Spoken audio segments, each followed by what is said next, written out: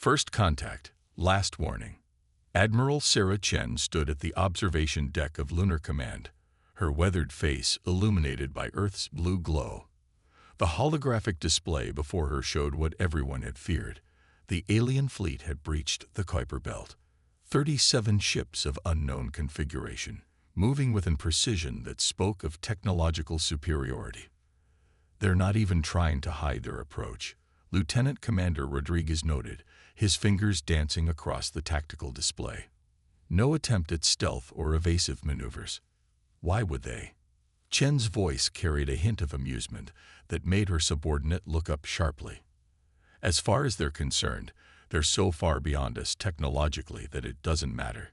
Classic mistake. The alien fleet had appeared 3 weeks ago, their massive ships emerging from what their scientists called fold space. Their first transmission had been simple: surrender Earth's resources and accept status as a protectorate species or face immediate military action. They called themselves the Arxer, and their message made it clear they expected no real resistance. Status of Project Prometheus? Chen asked, though she already knew the answer. She'd spent the last decade of her career helping to build it, after all. All systems nominal, Admiral. Though I still don't understand why we're keeping it powered down. If we showed them what we're really capable of, then we lose our only advantage, Chen interrupted, turning to face the younger officer. The Arxer have been conquering species across this arm of the galaxy for centuries. They've faced every type of advanced weapon system imaginable, but they've never faced humanity. The main display lit up with new data as the Arxer fleet moved past Neptune's orbit. Their energy signatures were massive, suggesting shields that could withstand anything Earth's primitive weapons could throw at them. Their weapon systems were equally impressive. Planet killer-class energy weapons that could reduce Earth's surface to slag in hours.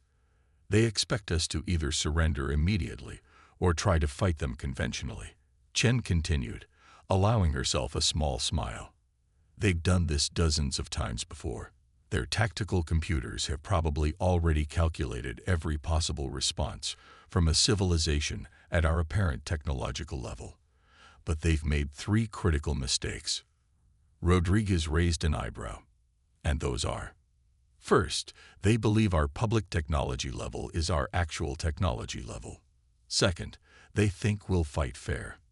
And third, Chen's smile widened as new alerts began flashing across the tactical display. The Arxer fleet had just passed the orbit of Uranus, exactly where she'd wanted them. They don't understand human nature at all. Across the solar system, hidden sensors began tracking the Arxer fleet's every movement. Not the obvious ones they'd detected and dismissed, but the quantum-entangled network humanity had spent 50 years secretly building. Every fluctuation in their shield harmonics, every subtle variance in their drive signatures, was being recorded and analyzed. Send the signal, Chen ordered. Authorization code, Chen, Alpha 790. Initiate protocol sunset. Rodriguez's eyes widened as he realized what that meant. Admiral, are you sure? Once we start this. They came here expecting to find prey, Chen said, her voice hard. Time to show them why that was a mistake. Execute. Throughout the solar system, thousands of seemingly innocent satellites and debris clusters suddenly activated. Not with weapons. The Arxer would have detected those instantly, but with something far more subtle. Quantum field generators, producing minute gravitational distortions that their sensors would dismiss as natural phenomena. The trap was set. Now they just had to wait for the Arxer to spring it themselves. The alien fleet's commander, High Marshal Xarn, stood on his own bridge, mandibles clicking in satisfaction as his ships approached the primitive human world. Their scans had confirmed what their initial intelligence suggested: a species barely capable of interplanetary travel, with weapons that rely on crude chemical propellants and primitive nuclear fission. Their military vessels are moving to intercept, his tactical officer reported. Primitive chemical rockets with nuclear warheads. They cannot possibly penetrate our shields. Of course not, Xarn replied, his scales shifting to show his amusement. They are following the exact response pattern our predictive matrices showed. These humans will learn their place, just as all others have. That's when the first anomaly appeared, a slight fluctuation in their drive fields, barely noticeable. His engineers attributed it to natural gravitational effects from the gas giants. Then another, and another. By the time they realized something was wrong, it was far too late. Back on Lunar Command, Shen watched as the carefully orchestrated trap began to close. The quantum field network was creating a complex web of gravitational distortions, subtle enough to avoid detection, but powerful enough in aggregate to affect the Arxer ship's drive fields. Their own momentum was about to become their worst enemy. "They're trying to adjust course," Rodriguez reported, excitement creeping into his voice. "But the gravitational fluctuations are cascading faster than their computers can compensate." "Of course they are," Chen said quietly. "Because they're not random fluctuations. They're a precisely calculated pattern, using their own shield harmonics against them. The stronger their shields, the more vulnerable they are to the effect." The Arxer fleet's perfect formation began to break apart as their drives fought against the invisible forces pulling at them. Their massive energy shields, designed to stop any conventional attack, were worse than useless. They were amplifying the effect. "Signal from the Arxer flagship," Rodriguez announced. "They're demanding to know what we're doing. They're threatening to open fire." Chen's smile never wavered. "Send them our response. The one we prepared." On the Arxer flagship, Xarn's scales had shifted to the deep purple of rage as the human response appeared on his command screen. It was text only, in their primitive binary code. "Welcome to humanity's solar system. You assumed our technology level from what we showed you. You assumed our military capability from what we let you scan. And most importantly, you assumed we would fight by your rules. Here's your first lesson about humanity. We don't like bullies, and we never fight fair. Your drives will fail in approximately 10 minutes. Your shields will follow 2 minutes after that. You have 15 minutes to power down your weapons and prepare to be boarded, or we'll be forced to demonstrate what happens when you actually make us angry. Your time starts now." The message was signed simply, "Humanity." As if to punctuate the threat, the gravitational distortions increased, and warning alarms began blaring across the Arxer fleet as their drive fields started to collapse. In Lunar Command, Chen turned to Rodriguez. "Signal the fleet. Have them move into position, but do not power up weapons yet. Let's see if they're smart enough to take the offer." "And if they don't?" Rodriguez asked. Chen's expression hardened. "Then we show them exactly why you should never corner a species that turned their entire solar system into a weapon while making the galaxy think they were harmless. Sometimes the best defense isn't a good offense, it's making your enemies underestimate you until it's too late." The next 15 minutes would determine whether the Arxer learned this lesson the easy way, or if humanity would be forced to demonstrate just how creative they could be when it came to defending their home. Either way, the galaxy was about to learn a valuable lesson about judging a species by its apparent technology level.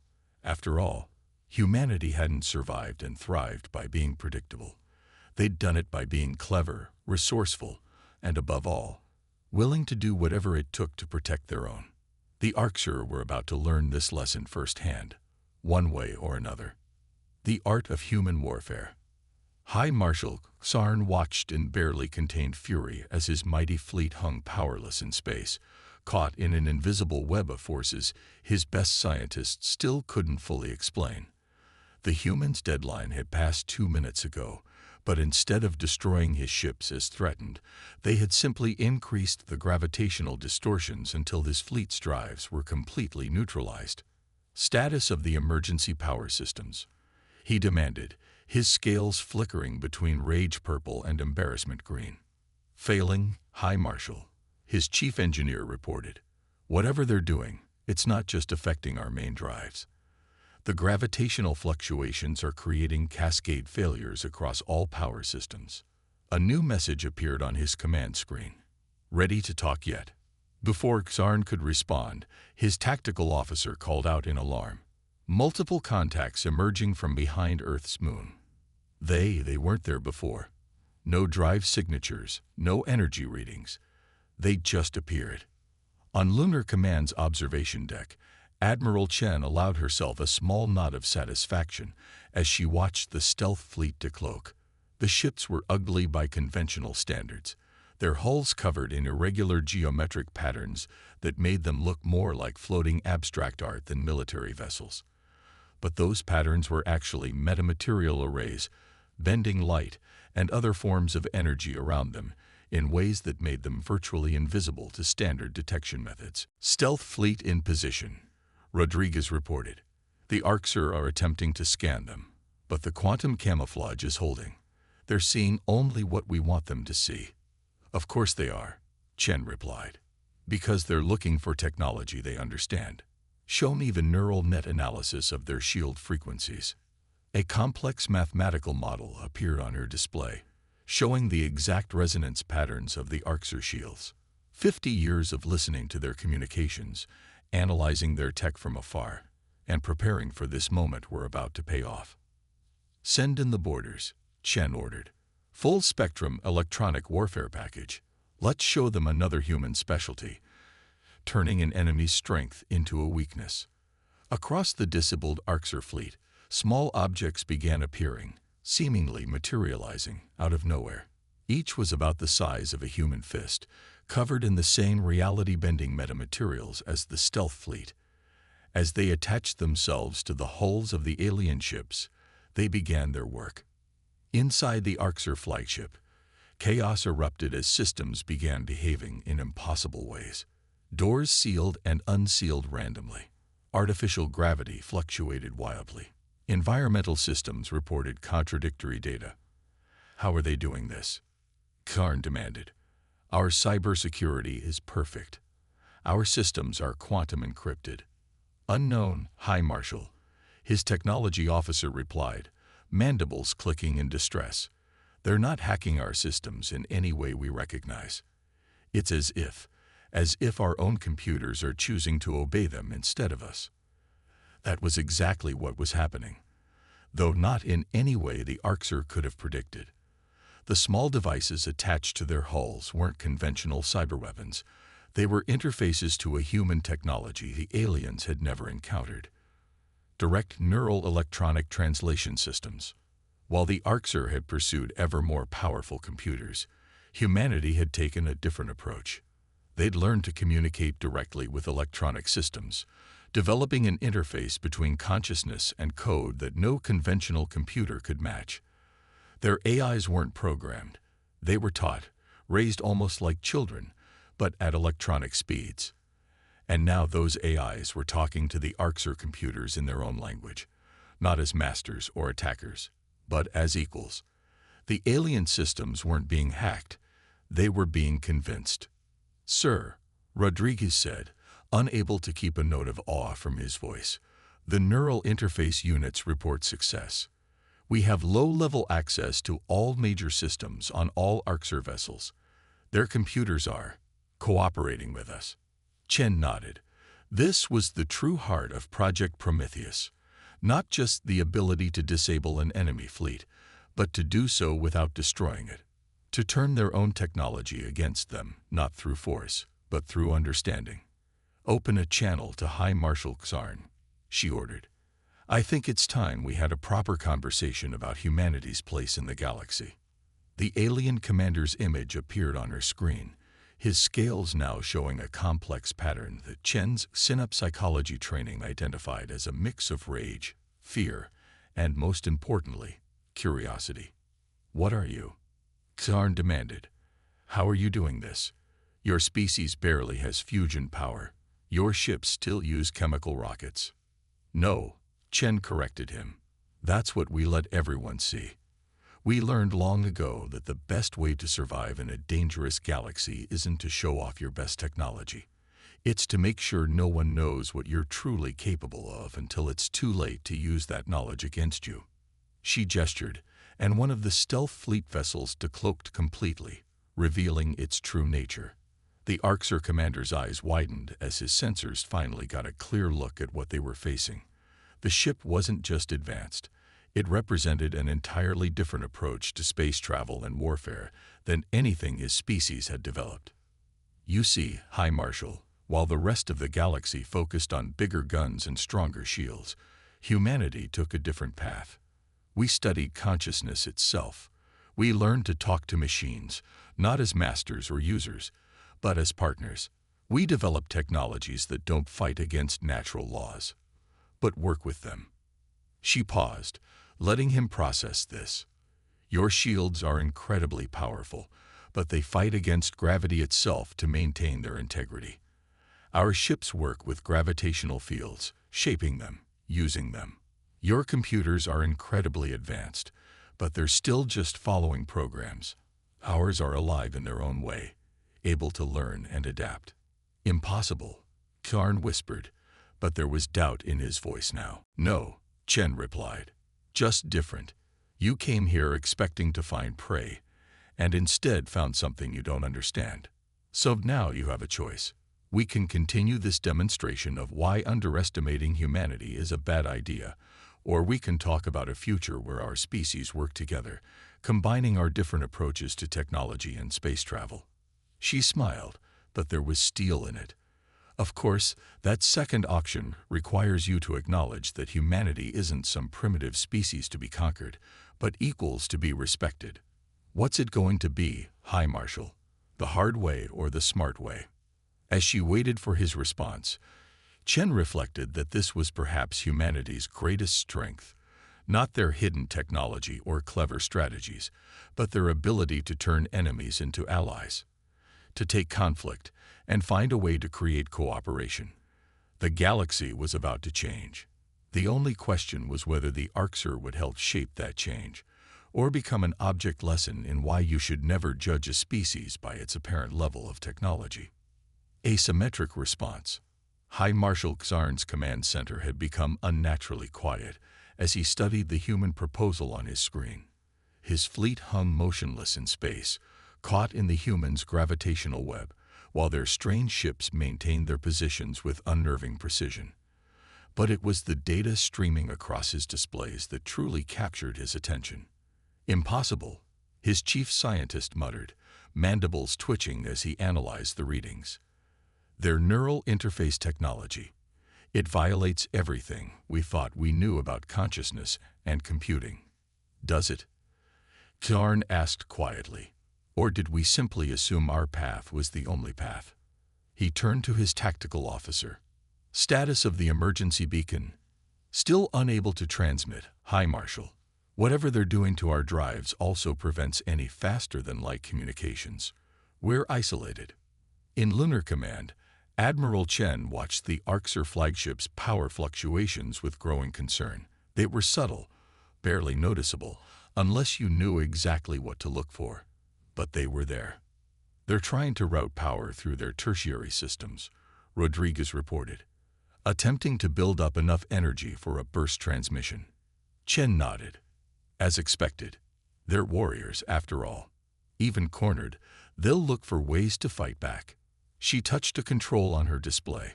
Initiate Phase 3. Across the solar system, hidden installations that had laid dormant for decades began to activate.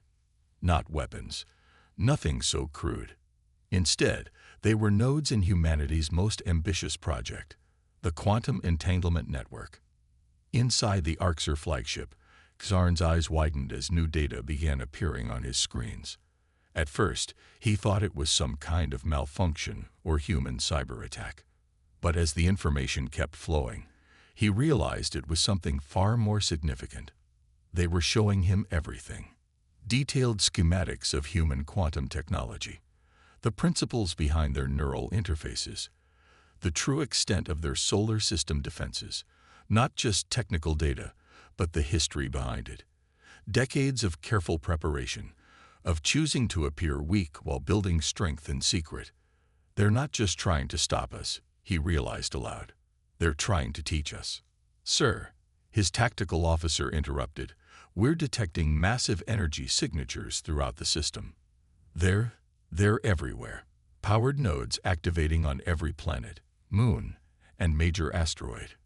The displays showed it clearly, a vast web of interconnected quantum facilities, all linking together into something that defied conventional physics. The humans hadn't just built weapons or defenses. They turned their entire solar system into a single vast machine. On Lunar Command, Shen watched the Arxers' reactions through their own computer systems. "They're beginning to understand," she said softly. "Show them the final piece." New data streamed to the Arxer fleet. The true purpose of the Quantum Entanglement Network. It wasn't just a defense system or a communication network. It was humanity's answer to faster-than-light travel, but approached from an entirely different direction than the Arxers' fold space technology. The quantum network doesn't just connect our solar system, Chen explained over the comm channel. It connects to similar nodes we've secretly built in other star systems. We don't need to fold space like you do. We've learned to step through it instead. Kazarn's scales shifted to a color that indicated deep shock. "You've been watching us all this time, studying our technology, our tactics." "Of course we have," Chen replied. "Did you think Earth was the only human world? That we'd keep all our eggs in one basket?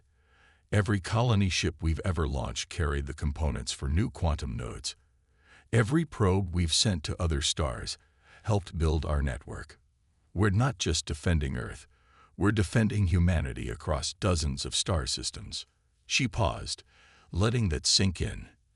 "And now you have a choice, High Marshal. Your fleet is disabled. Your weapons are useless. We could destroy you, but that's not our way. Instead, we're offering you something unprecedented, a true exchange of knowledge." The displays showed new data, the problems with the Arxers' fold space technology that their own scientists hadn't yet discovered, the fundamental flaws in their approach to artificial intelligence, the limitations of their energy-based shields. "Your technology is impressive," Chen continued, "but it's hit its limits. You can make it bigger, make it stronger, but you can't make it better. We're offering you a way past those limits, a chance to learn why consciousness-based computing will always be superior to traditional AI, why working with natural forces is better than fighting them." Tsarn was silent for a long moment, his scales shifting through various emotional colors before settling on a deep blue of decision. "And what do you want in return?" Chen's smile was genuine this time.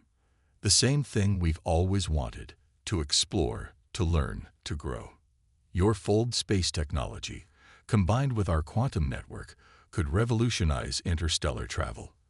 Your energy manipulation systems, integrated with our gravity control, could change how we build ships and stations. Together, we could achieve things neither of our species could manage alone."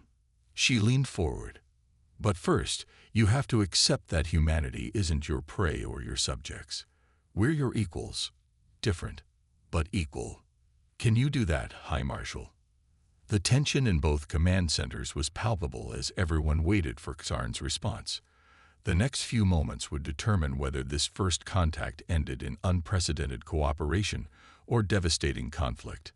The galaxy held its breath, waiting to see if the Arxer could learn what humanity had known for centuries, that true strength lies not in domination, but in adaptation, cooperation, and the wisdom to know when to set aside pride for progress. Breaking points.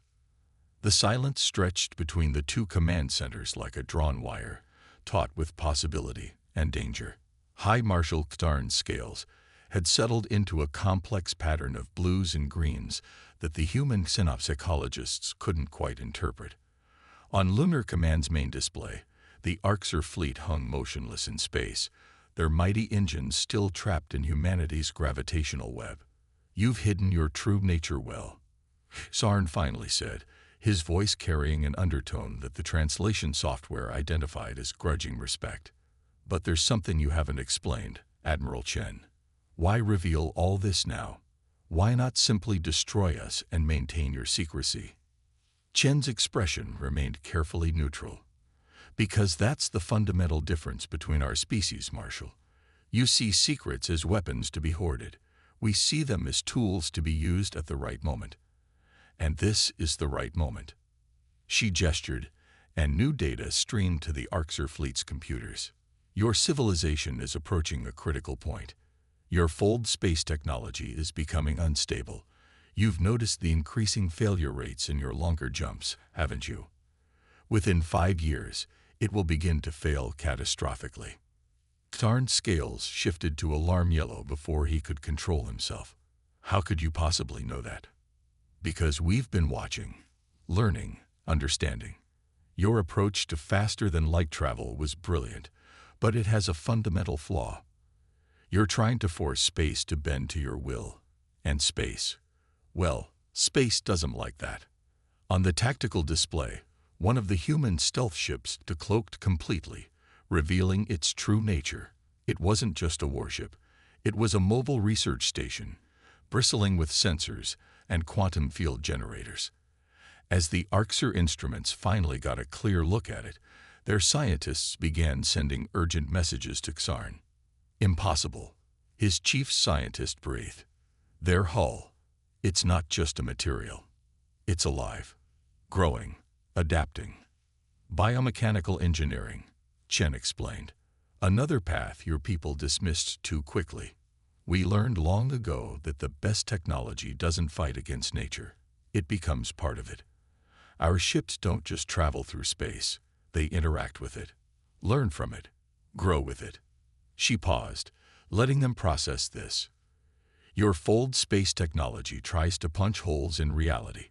Ours, well, perhaps it's better to show you. At her signal, the quantum network pulsed. For a brief moment, the Arxer sensors detected something their scientists had believed impossible. A region of space where quantum states existed simultaneously at multiple points, connected not by distance but by possibility. That's how we've been watching you, Chen continued. Not with conventional probes or spies, but by extending our consciousness through the quantum network. We've been listening to space itself, and space has been telling us about you. Xarn's tactical officer suddenly straightened. High Marshal, we're detecting similar quantum signatures throughout the system, and beyond. They're everywhere we've been, everywhere we've traveled. They've been following our fleet movements for years. Not following, Chen corrected. Preceding. Those quantum nodes, we didn't build them to spy on you. We built them to prepare for this moment, to give us both a chance at something better than conflict. She leaned forward, her voice taking on an edge of urgency. Your fold space technology is failing because it fights against the natural order. Our quantum network works because it embraces it. Together, we could develop something new, a way to travel between stars that doesn't risk tearing reality apart. Xarn's scales shifted through several colors before settling on a deep purple of decision. And if we refuse, if we choose to fight, then we'll defend ourselves, Chen replied simply. We'll survive, adapt, and grow stronger, as we always have. But you won't. Your fleet is already trapped. Your technology is already failing. And the longer you wait, the fewer options you'll have. She gestured at the display, showing the quantum network's extent. But that's not the real question, is it? The real question is, why would you choose conflict when we're offering you a future? Your scientists are already analyzing our data. They can see the truth in what we're saying. Your fold space technology has hit its limit. Our quantum network is just beginning to reveal its potential. Xarn was silent for a long moment, his compound eyes studying the streams of data still flowing across his screens. When he spoke again, his voice carried a new tone, one of cautious curiosity. You said you've been watching us, learning about us. Then you know our history. Know that we've never encountered a species that didn't eventually try to use our own technology against us. How can we trust that this isn't merely a more elaborate trap? Chen's smile was genuine. Because we're giving you everything, Marshal. All our research, all our discoveries. We're not asking you to trust us. We're asking you to verify everything we're saying. Your scientists can check our math, test our theories. We're not hiding anything anymore. She paused, then added softly, "Besides, if we wanted to destroy you, we could have done it the moment your fleet entered the solar system. We chose a different path. The question is, will you choose to walk it with us?" The quantum network pulsed again, this time showing the Arxer something even more extraordinary. A glimpse of what their combined technologies could achieve. Not just faster than light travel, but a true understanding of the universe's fundamental nature. Not just powerful weapons, but the ability to reshape worlds. Not conquest, but genuine exploration. The future hung in the balance as Karn considered humanity's offer. His response would determine not just the fate of two species, but potentially the course of galactic civilization itself. Never start with humans. High Marshal Karn stood before the gathered representatives of both species in the newly constructed quantum assembly on Luna, his scales shimmering with the formal colors of diplomatic engagement. 6 months had passed since that fateful first contact, and the changes in both civilizations had been profound. "When we entered Earth's solar system," he addressed the assembly, "we thought we were following a familiar pattern. Find a primitive species, demonstrate overwhelming force, and offer them the choice between submission or destruction. We had done it dozens of times before." He paused, his mandibles clicking in what humans had learned was amusement. "We had no idea we were about to become the galaxy's most important object lesson." Admiral Chen, seated in the front row, allowed herself a small smile. The quantum assembly chamber itself was a testament to what their species could achieve together. Its walls were a seamless blend of Arxer energy manipulation technology and human biomechanical engineering, creating a space that existed simultaneously in multiple quantum states while remaining perfectly stable. "Our scientists had believed we were approaching the pinnacle of technological achievement," Karn continued. "Our fold space drives could cross the galaxy. Our weapons could shatter planets. Our computers could process data at speeds that seemed magical. We thought we had all the answers." His scales shifted to a pattern indicating rueful acknowledgement. "We didn't even know the right questions to ask." On the quantum displays floating throughout the chamber, images showed the fruits of their collaboration. The first hybrid ships, combining Arxer energy manipulation with human quantum engineering, were already achieving things both species had thought impossible. Space itself seemed to welcome them, responding to their passage in ways that defied conventional physics, but aligned perfectly with humanity's consciousness-based approach to technology. "But the greatest lesson," Karn said, his voice taking on a more serious tone, "wasn't about technology at all. It was about perspective. Humanity showed us that true advancement doesn't come from dominating nature or other species. It comes from understanding, adaptation, and cooperation." Chen rose to join him at the podium, her uniform now bearing both human and Arxer insignia. "6 months ago, we faced a choice between conflict and cooperation," she addressed the assembly. "We chose cooperation not because we were weak, but because we were strong enough to see beyond conflict. The Arxer chose cooperation not because they were defeated, but because they were wise enough to recognize a better path." The displays showed new images, the quantum network expanding, now incorporating Arxer technology to create something greater than either species could have achieved alone. The failing fold space drives were being replaced with hybrid systems that worked with space-time rather than against it. But more importantly, the displays showed their people working together, learning from each other, growing stronger through their differences rather than despite them. "We've discovered something remarkable," Chen continued. "Every time we combine our different approaches to a problem, we don't just find a solution, we find dozens of them. The Arxer drive for power and progress, tempered by humanity's emphasis on harmony and understanding, has opened up possibilities neither of us imagined." Karn's scales shifted to the deep blue of profound realization. "We came here looking for subjects and found partners instead. We came seeking to conquer and found something far more valuable, a future neither of us could have achieved alone." The quantum displays showed their latest joint project, a new type of ship that didn't just travel through space but communicated with it, using principles that merged the best of both species' understanding. It was neither human nor Arxer in design, but something entirely new. The galaxy is changing, Chen declared, not through conquest or submission, but through understanding and cooperation. The quantum network now extends to 12 star systems, with more joining every month. Species that once feared the Arxer are now reaching out, eager to be part of this new approach to space exploration and development. Sarn's mandibles clicked in agreement. We thought we were the apex predators of the galaxy, only to discover that humanity had been quietly building something far more powerful than any weapon, a way to unite species through shared discovery and growth. The assembly chamber hummed with energy as the quantum field shifted, displaying a map of the galaxy with points of light showing the expanding network of cooperation and shared technology.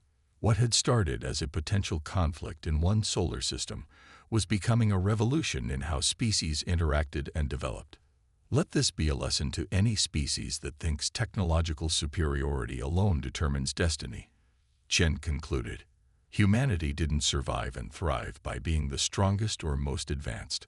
We did it by being adaptable, by turning potential enemies into allies, and by understanding that true power comes not from domination, but from cooperation. Sarn raised his ceremonial staff, its crystalline tip glowing with combined human and Arxer technology. And let it be known throughout the galaxy, never start with humans. Not because they're weak, but because they'll show you a better way to be strong. The assembly chamber erupted in a mixture of human applause and Arxer color flashing, their equivalent of celebration. Above them, through the quantum-enhanced viewing field, Earth and the first joint fleet hung in space, a testament to what could be achieved when species chose to learn from each other rather than fight. The future stretched before them, not as a battlefield, but as an endless frontier of discovery. Humanity had turned a potential invasion into a partnership that would reshape the galaxy, proving once again that their greatest strength wasn't in their weapons or technology, but in their ability to imagine and create a better way forward.